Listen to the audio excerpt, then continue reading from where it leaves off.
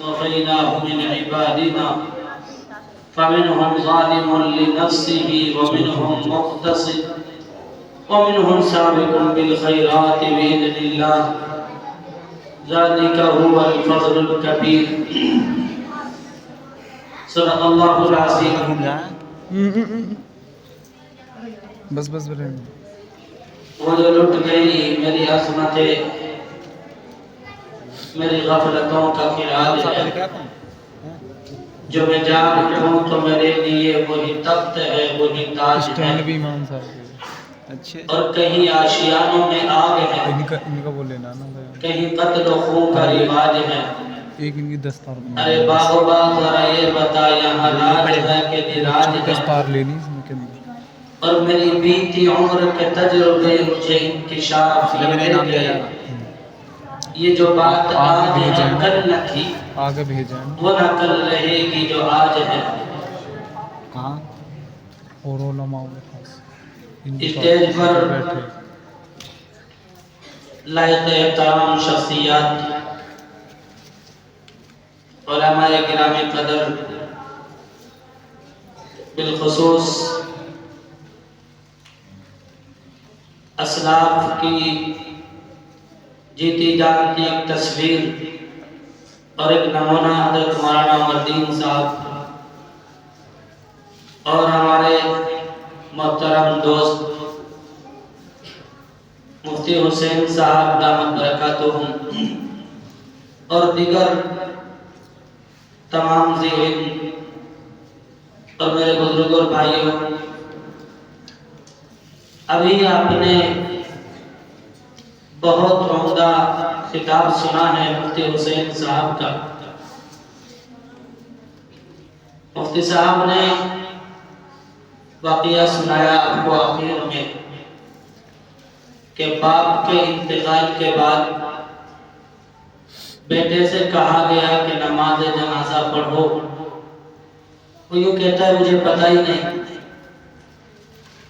آپ کو لگا ہوگا نہ جانے کہاں کا واقعہ ہے، کس جگہ کا واقعہ ہے اور کس ملک کا ہے. سوچ رہے ہوں گے دور جانے کی ضرورت نہیں، یہیں سے سیمپل بھر لیا جائے گا. آپ کے درمیان ملیں گے ایسے لوگ، ہماری اولادیں ملیں گی اور ہم ہیں اس میں. بڑے مجمع کی بات نہیں کرتا ہوں، مستقل کسی میدان میں رہتا ہوں، لیکن میں آپ ہی کے درمیان کی بات کرتا ہوں. کسی کو ذلیل نہیں کرنا چاہتا، کسی کی توہین نہیں کرنا چاہتا. اپنے اپنے گریبانوں میں نظریں ڈال کر خود ٹٹول لو. اگر یوں پوچھ لوں آپ سے، اے بچوں خاموش رہو، کسی کی آواز نہیں آ رہی. اگر آپ سے یوں کوئی میں سوال کر لوں کہ جنازے کی نماز میں کتنے فرض ہیں، آپ میں سے 70% نہیں بتا پائیں کہ جتنے بیٹھے ان کی بات کر رہا ہے کہ نہیں. یہ بات تو ہم دور نہ جائیں. اس وقت کے ملکی حالات سب کے سامنے ہیں. وہ زمانہ تھا کہیں کچھ ہوتا تھا خبر نہیں ہوتی تھی. اب صورتحال یہ ہے کہ اگر اس ملک میں کوئی معاملہ ہوتا ہے، ملک والوں کو خبر بعد میں ہوتی ہے، آپ کو پہلے ہوتی ہے. کسی شہر میں کوئی حادثہ ہوتا ہے، اے بچے ادھر دیکھو، ادھر آپ تھوڑا آگے ہو، نوجوان ہے، ٹیک نہ لگاؤ، سمجھ میں نہیں آئے گی بات، آپ بھی ٹیک ہٹا لیں. اللہ نے جوان بنایا، ماشاءاللہ جوانی دی، اس کا استعمال دین کے لیے کرو. بھی اللہ نے چن کے آپ کو بٹھایا، اللہ نے آپ کا انتخاب کیا. جو آیت میں نے پڑھی ہے ابھی اس کا ترجمہ سناؤں گا، اس کے متعلق کچھ گفتگو کروں. تو میرے بھائیوں میں کہہ رہا ہوں کہ کہیں کسی ملک میں کسی شہر میں کوئی واقعہ ہوتا ہے، شہر والوں کو خبر بعد میں ہوتی ہے، آپ کو پہلے ہوتی ہے. سوشل میڈیا کا زمانہ ہے، پرنٹ میڈیا کا نمبر تو بہت بعد میں آتا ہے. سب سے بڑا سرگرم عمل جو کردار ادا کرتا ہے اس وقت میں اس معاشرے میں، وہ سوشل میڈیا ہے. سوشل میڈیا آپ نہیں سمجھ رہے وہ یہ موبائل جو آپ کے ہاتھوں میں آپ کی جیبوں میں. ابھی بہت سارے میرے ساتھی بیٹھے ہیں ان کا موبائل اب بھی جیب میں نہیں ہاتھ میں ہے. اس وقت بھی اللہ کے گھر میں بیٹھ کر اللہ اور اس کے رسول کی باتیں سن رہے ہیں. ابھی مفتی صاحب کتنے قیمتی باتیں آپ کو سنا رہے تھے. وہ ساری باتیں سن رہے تھے لیکن میری نگاہیں دیکھ رہی تھی. کچھ میرے ساتھی موبائل بھی دیکھ رہے تھے اور موبائل پہ بات بھی کر رہے تھے. پہلی بات تو کہ آپ ہیں اتنی تھوڑی تعداد میں, لیکن تھوڑی تعداد کا کوئی مسئلہ نہیں. جو باتیں کہی جا رہی آپ میں سے آدھوں کے سمجھ میں آ جائے تو معاملہ بہت بڑا حل ہو جائے گا. لاکھوں میں بات کہی جانا اور ایک کے بھی سمجھ میں نہ آنا کوئی نتیجہ نہیں رکھتا ہے.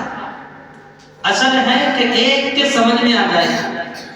اصلاح معاشرہ کے پروگرام رکھے جاتے ہیں. اصلاح معاشرہ کیا ہوتا ہے؟ بیانات سے اصلاح معاشرہ نہیں ہوتا. اصل یہ ہے کہ جن کے کانوں تک بات پہنچائی جا رہی وہ ایک فرد, ہر ایک فرد یہ طے کر لے مجھے سدھرنا ہے, کسی اور سے کچھ لینا دینا نہیں. جو بات کہی جائے گی عمل مجھے کرنا ہے, کسی اور سے مجھے کوئی لینا دینا نہیں. آپ نے وہ کہاوت سنی ہوگی کہ بادشاہ نے ایک مرتبہ یوں کہا کہ آپ لوگ رات میں ہر ایک شخص یہاں ڈرم رکھا ہوا ہے, اس میں ایک ایک لوٹا دودھ کا ڈال کے جانا. ایک آدمی کی نیت خراب ہوئی, اس نے سوچا کہ سب دودھ ڈالیں گے, اگر تم ایک لوٹا پانی ڈال کے آ جاؤ گے تو کیا پتا چلے گا کسی کو کوئی پتا نہیں چلے گا. یہ بات جب ایک کے ذہن میں آئی اس نے سوچا تو اکیلا ہے, لیکن یہ نہیں پتا کہ اس کے پیچھے سارا مجمع کھڑا تھا. صبح میں ڈرم میں پانی بھرا ہوا تھا, دودھ کا کوئی قطرہ نہیں تھا. سمجھے؟ صبح ڈرم میں صرف پانی بھرا ہوا تھا, دودھ کا کوئی قطرہ نہیں تھا. کیوں؟ ایک کی نیت خراب ہوئی, سب کی ہوتی چلی گئی. اگر آپ میں سے ہر ایک آدمی یہ گمان کرے گا کہ سارے ہندوستان میں آگ لگی ہوئی ہے, بے دینی پورے لونی میں ہے, پورے ہندوستان میں ہے, پورے محلے میں ہے, ہونے تو ایک ہم بھی صحیح, تو آپ سب اسی صف میں جا کے کھڑے ہو جائیں گے. لیکن اگر آپ نے یہ طے کر لیا کہ ہاں مجھے سدھرنا, کسی سے کچھ نہیں لینا ہے, میں اپنے قبر میں جاؤں گا, مجھے اللہ کے یہاں حساب اپنی زندگی کا دینا ہے, اپنی اولاد کا دینا ہے, کسی اور کا نہیں, تو آپ میں سے جب یہ ایک شخص طے کرے گا تو سب یہی سوچیں گے اور انشاءاللہ معاشرے کی اصلاح ہوگی. سمجھے؟ بات سمجھ میں آئی؟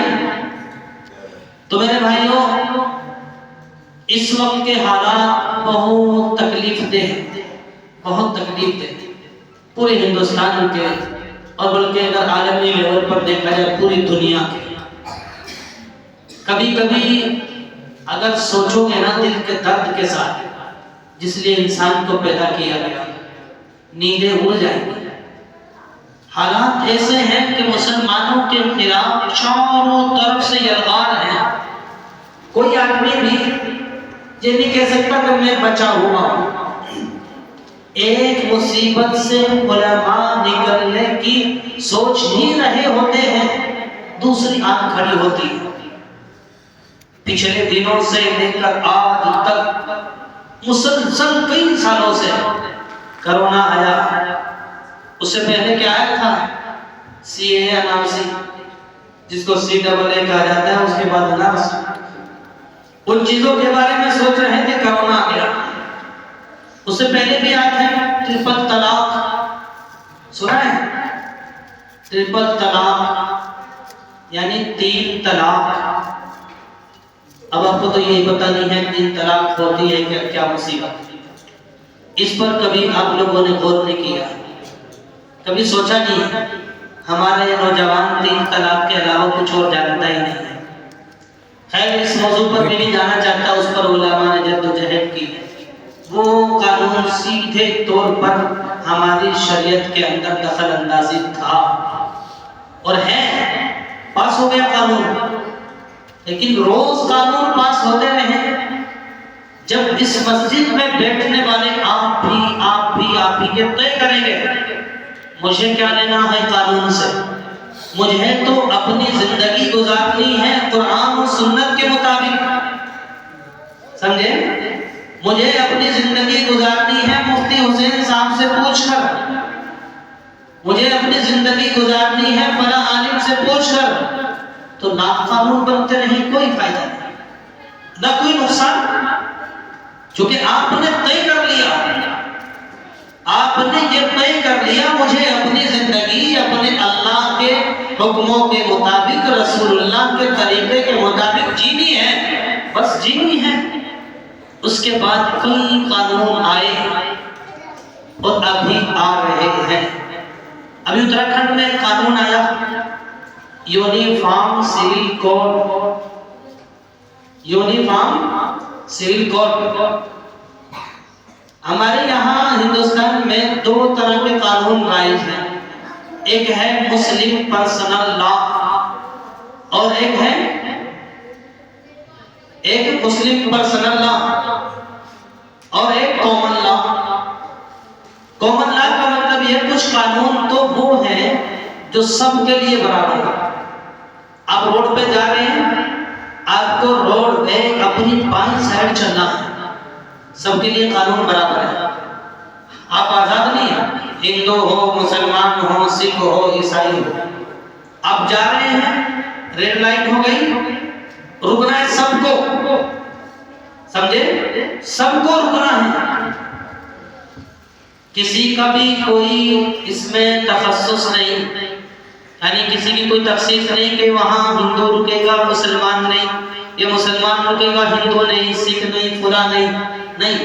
سب کو رکنا ہے. اس کو کہا جاتا ہے کیا؟ Common law. یعنی یہ قانون سب کے لیے برابر. چوری کرو گے سزا ملے گی سب کے لیے برابر. کسی کو قتل کرنے کا ارادہ کرو گے، قتل بالعمد، یہ قتل کرو گے تو سب کے لیے جو دھارا 307 ہے 302 ہے سب کے لیے برابر، سب دھرم والوں کے لیے. اس کو کہا جاتا ہے کامن لا. ایک قانون ہے مسلم پرسنل لا. یعنی اذان ہوگی مسجدوں میں ہمارا حق ہے، نماز پڑھیں گے ہمارا حق ہے، قرآن پڑھیں گے ہمارا حق ہے، اور نہ جانے کتنے کام ہمیں اپنے کاموں کو اپنے اللہ اور اس کے رسول کے مطابق گزارنے کی جو آزادی دی گئی ہے اسی کا نام ہے مسلم پرسنل لا. ابھی جو یونیفارم سول کوڈ آ رہا ہے اتراکھنڈ میں اعلان ہو چکا ہے. ابھی اعلان آہستہ آہستہ سب جگہ ہوگا. دیکھ رہے ہیں وہ آپ کو ہلا کے کیا ہو رہا ہے، کون کیا کرتا ہے، کیا کہتا ہے. تو اس سے سیدھے زد کیا ہے کہ مسلمان کسی طرح قرآن کے مطابق زندہ نہ رہے.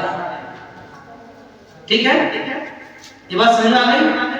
ان کی کوشش کیا ہے؟ ان کی زندگیوں سے قرآن نکلے، شریعت نکلے، رسول اللہ کا طریقہ نکلے، اور پھر یہ بھی اس حمام کے ننگے بن جائے ہماری طرح. یہ سوچ ہے، اور یہ سوچ آج کی نہیں، آج کی نہیں، صدیوں پرانی ہے. اقبال نے جو کہا تھا یونان و مصر و روما سب مٹ گئے جہاں سے، اب تک مگر ہے باقی نام و نشاں ہمارا. کچھ بات ہے کہ ہستی مٹتی نہیں ہماری، صدیوں رہا ہے دشمن دور زمان ہمارا. تو اقبال نے یہ کہا کہ آج کی نئی بات نہیں، یہ کوئی نیا کھیل نہیں ہے. اس وقت میں سپر پاور طاقت کون سا ملک ہے دنیا کا؟ کون بتائے گا؟ جی کون سا ملک؟ امریکہ. اس سے پہلے روس تھا. جب وہ سپر پاور تھا تو اس نے طے کیا تھا کہ اپنے اس ملک سے قرآن کا خاتمہ کرنا ہے، قرآن والوں کا خاتمہ کرنا ہے. سمجھے؟ آج میں آپ کو بتاتا ہوں، ہر ایک آدمی جب اپنے آپ میں طے کر لے گا نا، تو آپ جو بیٹھے بہت بڑی تعداد ہے، اس نے طے کیا تھا کہ مجھے اپنے یہاں سے وہاں کے ظالم حکمرانوں نے طے کیا تھا کہ قرآن کا خاتمہ کرنا ہے، اور یہ پابندی لگا دی گئی کہ قرآن پڑھنے والا نہیں ملے گا، کوئی قرآن کا نام نہیں لے گا، جس نے قرآن پڑھا ہے، کسی کو پڑھایا، اس کی سزا فوراً جیل یا گولی، دوسرا کوئی راستہ نہیں، یا تو عمر بھر کی قید میں ڈال دیا گیا یا پھر گولی مار کے ختم کر دیا گیا۔ اور یہ پابندی سال 2 سال 10 20 سال نہیں 80 سال ہے۔ کتنے سال؟ 80 سال۔ اور 80 سال جب یہ پابندی رہی، آپ سوچ سکتے کتنا بڑا زمانہ ہے۔ 80 سال میں 4 نسلیں بیت جاتی ہیں۔ میرے بھائیوں، 80 سال ایسے گزرے، کوئی قرآن کا نام سڑکوں پر لیتا نہیں تھا، کسی کے سامنے قرآن کا نام بھی نہیں لیتا تھا۔ لیکن ابھی اس کے ساتھ بتا رہے تھے، سنا آپ نے، اِنَّا نَحْنُ نَزَّلْنَا الذِّكْرَ وَإِنَّا لَهُ لَحَافِظُونَ۔ اللہ نے یہ کہا قرآن کے محافظ تو ہم ہیں، فانوس بن کے جس کی حفاظت ہوا کرے، فانوس بن کے جس کی حفاظت ہوا کرے، وہ شمع کیا بجھے جسے روشن خدا کرے۔ جس قرآن کو بچانے والی ذات میرے اللہ کی ہو، اور جس کی حفاظت کا ذمہ خود اللہ نے لیا ہو، روسی حکومت کیا، بڑی بڑی حکومتیں آ کے چلی گئی، آج تک نہیں کوئی مٹا سکتا۔ سمجھے؟ بتاؤں وہاں کا راز، ایک شخص نے طے کیا تھا، شیخ عبداللہ روسی نے، کہ مجھے قرآن کو زندہ رکھنا ہے۔ ایک شخص، شیخ عبداللہ روسی، مجھے قرآن کو زندہ رکھنا ہے، بس رکھنا ہے۔ مسلمانوں کو گھر گھر جا کے یہ بتا دیا، اے لوگو کان کھول کے سنو، اگر تمہاری زندگی میں قرآن نہیں، تمہاری زندگی پر 1000 بار لعنت، بیکار ہے اسی زندگی گزارنا۔ اپنے اللہ کے کلام کو ہر ایک یہ طے کر لے کہ نہیں چھوڑنا ہے، اور آج سے طے کرے گا ہر ایک فرد۔ میرے بھائیوں، 80 سال کے بعد وہ پابندی ختم ہوئی، اس ظالم حکومت کا خاتمہ ہوا، اور اس کا تاج شاخسانہ ٹوٹ گیا اور بکھر گیا اور ٹکڑوں میں بٹ گیا۔ مسلمانوں کو جمع کیا گیا بڑے میدان میں، اور ان سے پوچھا گیا کہ اے مسلمانوں، یہ بتاؤ تم میں کوئی قرآن کا پڑھنے والا ہے؟ تو 14,000 نوجوان کھڑے ہوئے اور انہوں نے کہا الحمدللہ ہم حافظ قرآن ہیں۔ اتنی پابندیوں میں ان سے پوچھا گیا کہ اتنی پابندیاں تھی، آپ نے کیسے قرآن کو زندہ رکھا، کیسے قرآن کو پڑھا؟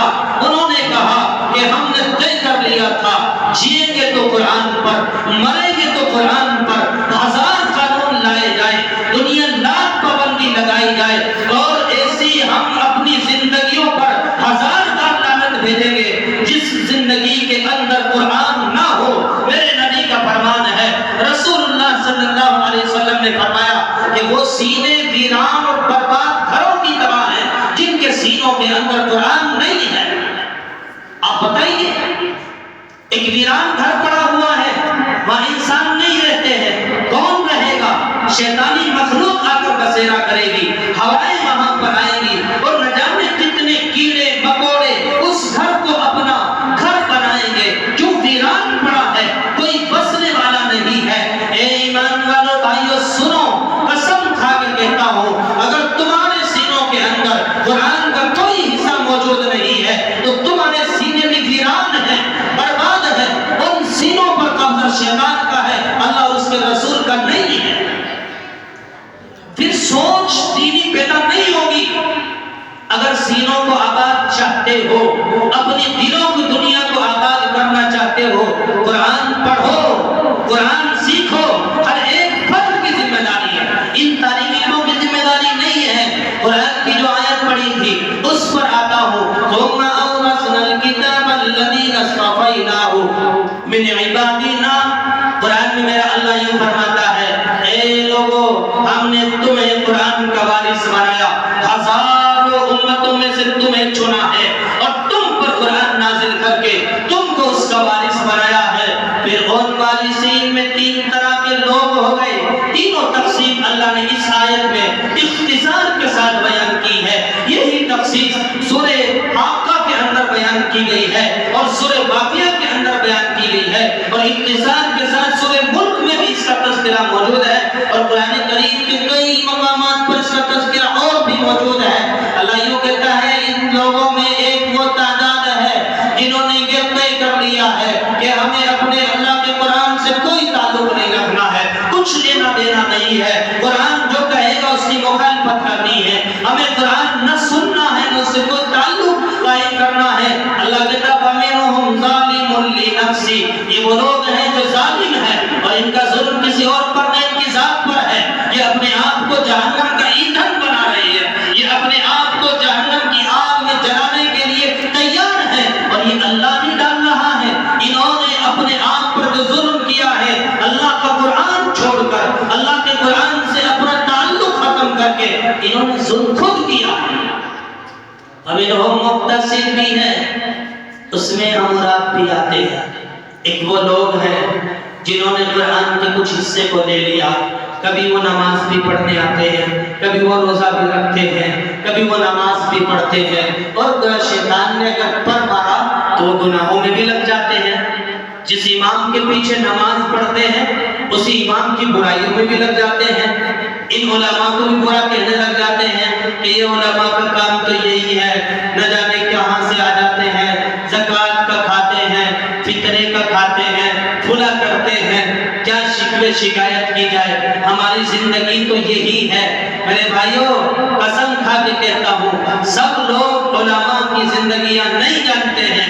یہ لوگ یوں کہتے ہیں یہاں دل پہ ہر روز جیسی لگے ہیں، یہاں دل پہ ہر روز جیسی لگے ہے، تم ایک چوٹ بھی کھا لو تو جانے، اور ستم سہتے جاؤ، وفا کرتے جاؤ، دعائیں دو دعا دو تو جانے، اور سنا ہے ہمیں تم بے وفا کہو ہو، ہم سے ذرا آنکھیں ملا دو تو جانے۔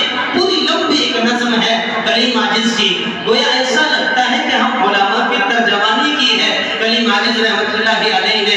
میں بتاتا ہوں ان علماء نے یہ طے کر رکھا ہے تمہاری گالیاں سہیں گے، تمہارے طعن و تشنیع سہیں گے، لیکن پھر بھی تمہاری نسلوں کو ایمان دینا ہے، تمہاری نسلوں کو قرآن سکھانا ہے، تمہاری نسلوں کو اس ایمان کے ساتھ، اس قرآن کے ساتھ جوڑ کے رکھنا ہے۔ یہ انہوں نے طے کیا ہوا ہے، اور تم نے جو طے کیا ہو تم جانتے ہو، اس کو بیان کرنے کی ضرورت ہے ہی نہیں۔ أَمِنْهُمْ سَابِقٌ بِالْخَيْرَاتِ بِإِذْنِ اللَّهِ، ایک وہ لوگ ہیں جنہوں نے اللہ کی اجازت سے، اللہ کی توفیق سے، اس کی مدد سے یہ طے کر لیا ہے میری زندگی کا مقصد تیرے دین کی سرفرازی، میں اسی لیے مسلمان، میں اسی لیے نمازی، کہ زندگی گزرے گی تو قرآن پر، جیئیں گے تو قرآن پر، اور مریں گے تو بھی قرآن پر۔ اگر قرآن نہیں تو زندگی پر لعنت، کوئی ضرورت نہیں ہمیں زندگی جینے کی جہاں قرآن پر پابندی لگا دی جائے۔ میرے بھائی اور بزرگوں کیا حالات بتاؤں، کن کن چیزوں کا تذکرہ کروں، ضرورت اس بات کی ہے اگر اللہ کے قرآن سے اپنا تعلق قائم کر لو گے تو دنیا کی کوئی طاقت تمہیں نہیں بگاڑ سکے گی، کچھ نہیں بگاڑ سکے گی، کوئی طرح کا خوف کھانے کی ضرورت نہیں ہے۔ میں آخری بات بتا کر یہاں اپنے سبق کو ختم کرنے جا رہا ہوں۔ ہندوستان پر انگریز ظالم کا قبضہ ہو گیا، ملکہ وکٹوریہ جب یہاں حاکم بن گئی تو ملکہ وکٹوریہ نے اپنے اکالق سے، اپنے اسسٹنٹ جس کا نام لارڈ میلورین تھا، اس سے پوچھا کہ تم یہ بتاؤ پوری دنیا کی تاریخ عالم کا تم نے بڑی گہرائی سے مطالعہ کیا ہے، اس میں سب سے حیرت کی چیز کیا پڑھی؟ دھیان سے سنو، کیا سوال کیا؟ پوری دنیا کی تاریخ پڑھی تم نے، سب سے حیرت کی بات بتاؤ کیا پڑھی؟ وہ لارڈ میلورین یوں کہتا ہے سب سے بڑی حیرت کی چیز اسلام کا عروج پڑھا۔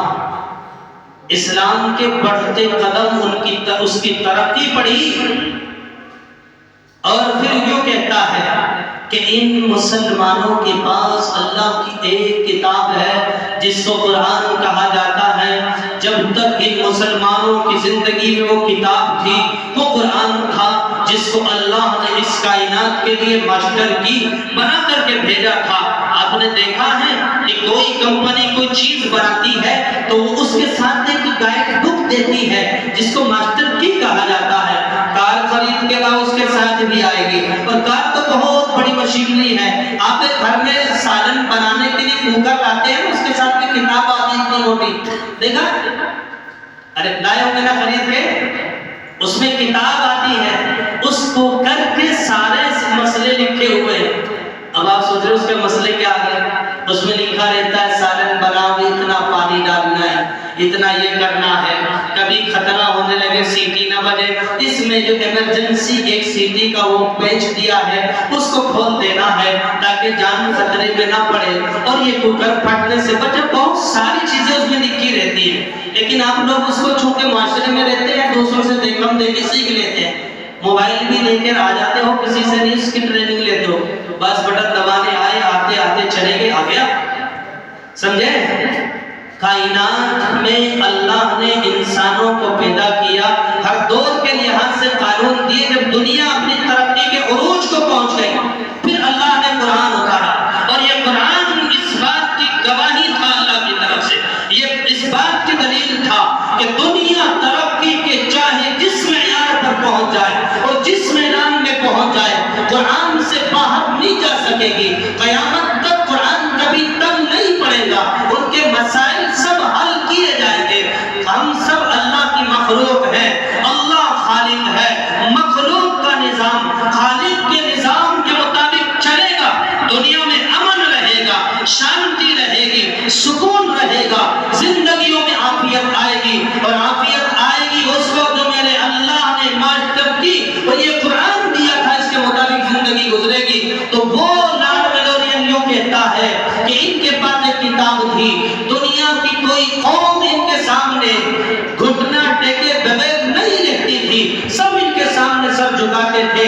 اور یاد رکھو جس وقت بھی یہ مسلمان جس زمانے میں بھی اس اللہ کی کتاب کو پھر سینے سے لگا لیں گے اور اس قرآن کے مطابق زندگی گزارنا شروع کر دیں گے، پھر ہم تو کیا پھر بھی کوئی قوم ان کے سامنے ٹہر نہیں سکے گی۔ علامہ اقبال نے کہا تھا وہ معزز تھے زمانے میں مسلمان ہو کر تم خار ہوئے، تارک قرآن ہو کر تمہاری کامیابی کی ضمانت اللہ کا قرآن، تمہاری بقا کی ضمانت اللہ کا قرآن، تمہاری زندگیوں کی فلاح و بہبود، دنیا اور آخرت کی فلاح و بہبود کی ضمانت اللہ کا قرآن ہے۔ میرے بھائیوں، ہر ایک شخص یہ طے کرے مجھے قرآن سیکھنا ہے، اپنے بچوں کو سکھانا ہے۔ وآخر دعوانا الحمدللہ رب العالمین۔